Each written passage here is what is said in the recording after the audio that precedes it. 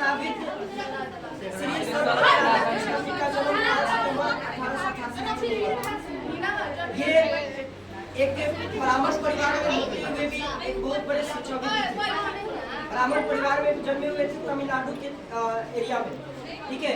इनका जन्म जो हुआ था 5 सितंबर 1888 ईस्वी को हुआ था। ये हमारे देश के प्रथम उपराष्ट्रपति 10 साल तक रहे, 1952 से लेकर 1962 ईस्वी तक। फिर 1962 से 1967 ईस्वी तक ये राष्ट्रपति के पद पर भी पद ग्रहण किए। उसके बावजूद, इन सब के बावजूद वो एक शिक्षाविद थे। यानी शिक्षाविद करने का मतलब क्या था? वो एक शिक्षक थे। शिक्षक बहुत अच्छा रहे, बहुत अच्छे टीचर थे, बहुत लोगों को पढ़ाते थे, समझाते थे। आपको पता है ना शिक्षक की क्या भूमिका होती है? वो एक बहुत बड़े शिक्षक थे।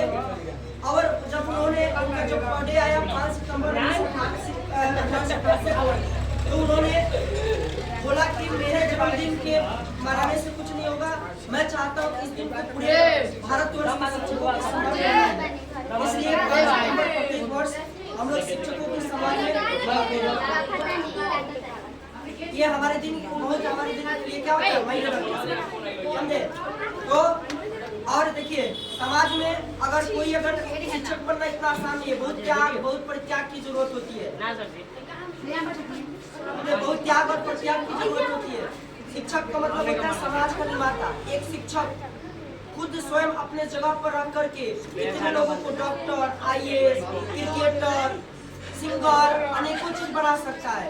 लेकिन एक डॉक्टर कभी भी एक शिक्षक को नहीं बना सकता, एक इंजीनियर कभी भी एक शिक्षक को नहीं बना सकता, नहीं बना सकता है। ये होती है शिक्षक अपने शिक्षक सड़क की तरह होता है, मार्ग की तरह होता है, अपने जगह को विराजमान होते हुए सीधे सबको अपने मंजिल तक पहुंचा देता है। लोग आज के दिन में क्या करता है कि अपने कुछ हुआ नहीं चल दिए पढ़ाने के लिए। आज के डेट में क्लियर मैं बता रहा हूँ। ऐसा देखिए, ऐसा कहने वाले लोगों को अगर कह दीजिए कि अगर वो कुछ बन जाता तो एगो मान लीजिए कि अगर IAS की तैयारी करता, IAS की तैयारी कराने वाला खुद IAS नहीं होता। अगर IAS होता तो फिर IAS की तैयारी कितना किंग मेकर, किंग बनने से अच्छा किंग मेकर बनिए। वही भूमिका किसका होता है? शिक्षक का होता है। शिक्षक स्वयं अपने जगह पर रहते हुए उस मोमबत्ती की तरह होता है जो स्वयं जलकर अन्य को दीप्यमान करता है, ठीक है।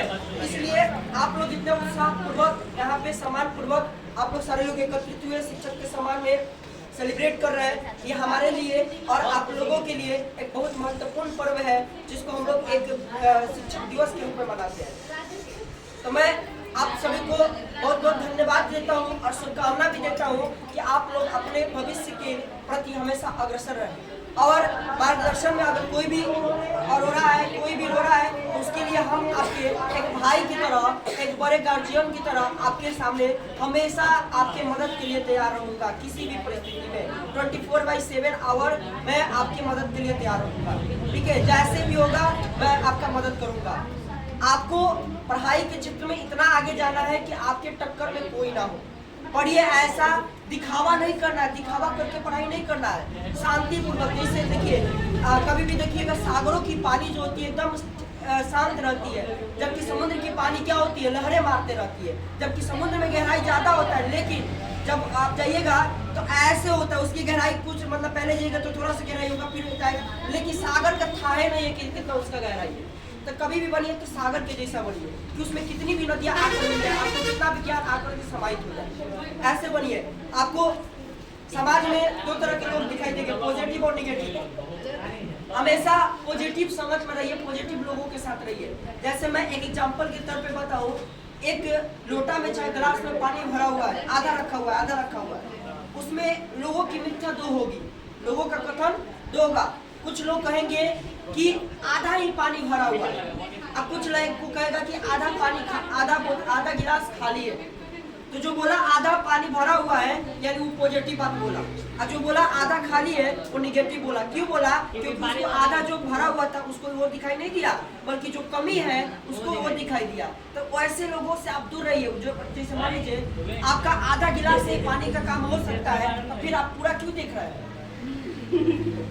आप कुआसा से हमें एक चीज सीखने को मिलता है कि हमें उतना दूर ही देखना चाहिए जितना दूर हमें दिखाई दे रहा है ना। ज्यादा आगे सोचिएगा गड्ढा में गिर जाइएगा। उतना दूर ही चलिए जितना दूर आपको स्पर्श दिखा, फिर उतना दूर आगे चलिए तो सही, फिर आपको आगे मार्ग प्रदर्शित हो जाता है। अब कुछ लोग क्या करता है, पढ़ने के लिए बैठता है, लेके 10-12 को बोरा लेके बैठता है, मैथ ले लेगा, साइंस ले लेगा, इंग्लिश लेगा, सब लेके बैठ के पढ़ता है। अब पढ़ता कुछ नहीं, लेकिन वही एक अच्छा विद्यार्थी क्या होता है कि मैथ ले लेगा, पहले उसको 2 घंटा में सॉल्व कर लेगा, फिर उसको साइड करेगा, साइंस पढ़ेगा, फिर उसको 2 घंटा में सॉल्व कर लेगा, फिर इंग्लिश पढ़ेगा। ऐसे नियमित तरीका से जो पढ़ता है वही आगे जाता है। एक बार ले करके चारों तरफ से अपने आप को उसमें डूबना नहीं है।